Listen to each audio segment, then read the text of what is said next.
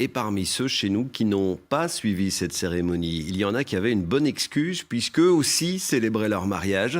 Ils avaient donc un regard un peu particulier sur l'événement. Exemple à Liège avec Julien Modave et Philippe Lefebvre.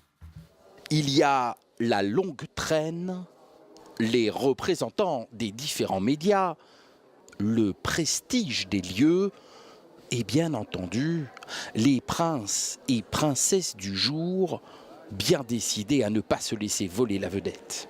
Mon mariage est un mariage de princesse pour moi. Ma robe, mon chéri est un prince charmant.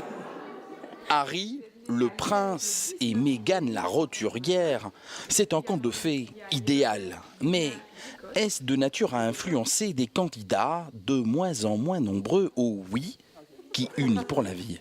Oui.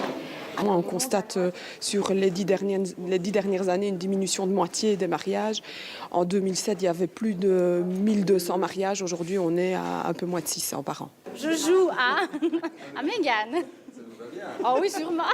Vous voyez, je ne suis pas faite pour être reine. Cet autre couple avait décidé de se marier bien avant Harry.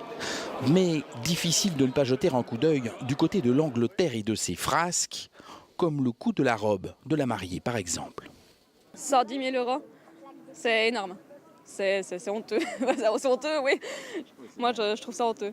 Il a peut-être un mariage qui va coûter plusieurs centaines de milliers d'euros, mais on voit qu'aussi avec des budgets qui peuvent être beaucoup plus bas que ces centaines de milliers d'euros, on arrive à faire quelque chose d'exceptionnel, donc c'est ce qu'on veut. Une seule chose n'a pas de prix, vous me voyez venir, et vaut largement tous les mariages royaux.